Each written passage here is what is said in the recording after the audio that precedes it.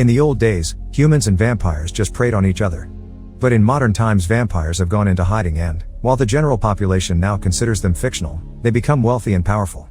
One evening, Maria is doing laundry at the laundromat when she is suddenly shocked by her boyfriend, Jay, who has come to pick her up to spend time together.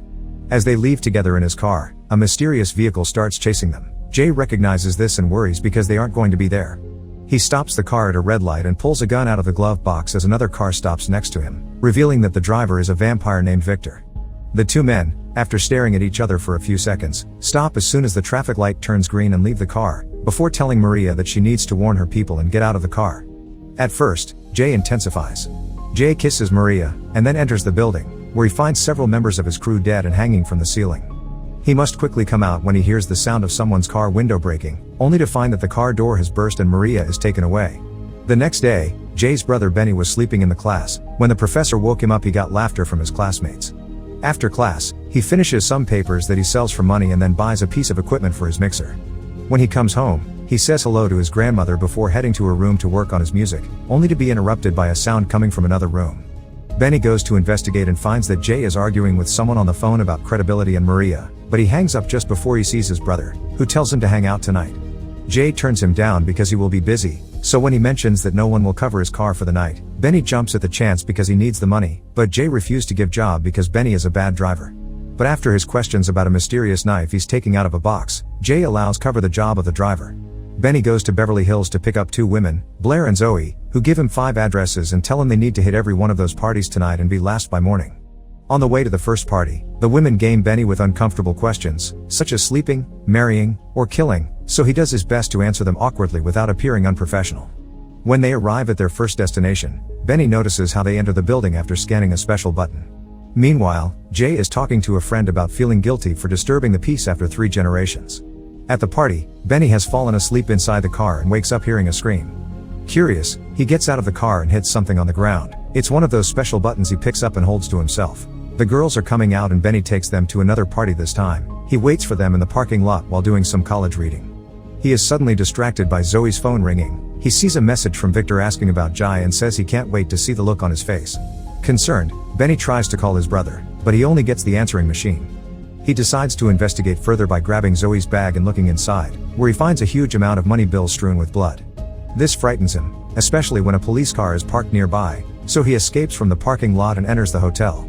The hotel receptionist is suspicious when she sees him and tries to call security as she explains that it is a members-only setting, but changes her mind when she sees him holding the special button. She takes him using a special key in the elevator that allows them to reach a secret floor. Benny walks into the room at the end of the hallway and finds Zoe and Blair sucking the blood of 2 men who are currently tied to special rotating tables. Using superhuman speed, Zoe is suddenly at it, pushing him against the wall. Benny reveals he is covering for his brother, whom Zoe already suspected. She wants to drink Benny, but Blair stops her, saying he might be useful, and takes them to Jay. Their short conversation is interrupted when one of the men wakes up and discovers that his partner is dead, which is against the rules. Blair feeds him and kills him to silence him. Now really scared, Benny runs back to the parking lot, where he tries to tell the police. When he mentions the murders, the officer handcuffs him and tries to push him inside his trunk, but when the girls return and say that Benny is theirs, he lets him go. The police know about vampire society and are aware of the rules, so the girls tell him that Benny misinterpreted what he saw. When he tries to send a message asking for help, Zoe takes his phone and destroys it. Meanwhile, Victor is at his home, drinking blood from a tap that is attached to various prisoners locked in glass cages against their will. Victor gets into his car and heads to his owner's house, where he meets vampires Eva and Grace, who scold him and call him reckless for violating the truce. Victor admits that he is tired of being a middleman and feels like he has no freedom because of the armistice, which is why he sends his girls to kill all the vampire bosses. Now everything belongs to him, and Eva and Grace are only next on his list of victims. Back in the car, Blair explains to Benny what's going on. Zoe is Victor's girlfriend. She and Blair manage money in various businesses and blood clubs. Since Victor is sick of having no real power, he is now making his move. 5 bosses control most of the major areas of LA. Jay is a crew leader who guards Boyle Heights and knows how to kill vampires. Victor tries to use him to kill the bosses, but since Jay turns him down, the girl's idea was to hire him and eventually take him to Victor, but they got Benny instead. He won't tell Blair where his brother is, so she drops the question and shares a joint with him instead. Meanwhile, Jay and his crew visit a boss, Gio, because he created Victor and could know where he was. He tells Jay about Victor's plan and he also mentions the next location before trying to bite him. Jay answers with bullets. Benny and the girls go to a bar. When they get there, Benny tries to release the girls, but they threaten him. Since the girls are very important, they go straight to the door, avoiding the queue. But when Benny is about to follow them, he sees that his classmates are at the forefront, and they are now asking him to bring them in. He tells them he can't do it, and they laugh at him as some kind of servant, but Blair saves the embarrassment by kissing him. Unknown to them, Jay and his crew also make their way out by paying another guard. Inside the club, Benny and the girls meet a vampire hunter with a crossbow. The man calls his team to enter the room, and orders them to kill the girls. Benny hits him with a bottle of champagne, creating a distraction that gives the vampires time to kill the entire team while he watches the cut. The three of them leave the club and are spotted by Jay, who tries to chase after them to save his brother, but is stopped by another vampire. Jai stabs him with a special knife that burns his entire body. Benny shoos the girls away while dodging shots from hunters' crossbows and takes them to his grandmother's house, who attacks them with a bat as she thinks they are robbers. Zoe goes to the bathroom to call Victor and report his progress.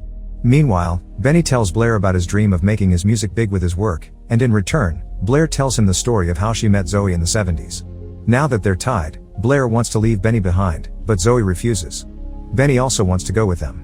Jay meets with Victor at an empty restaurant.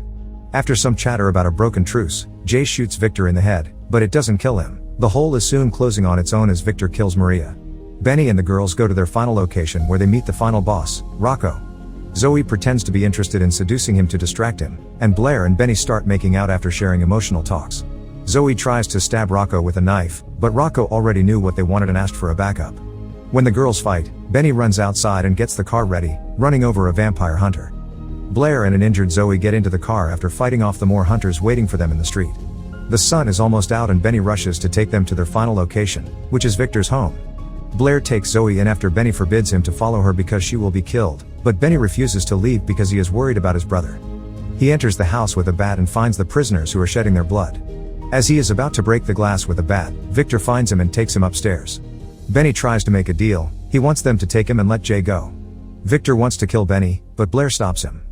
This upsets Zoe and she stabs Blair in the stomach.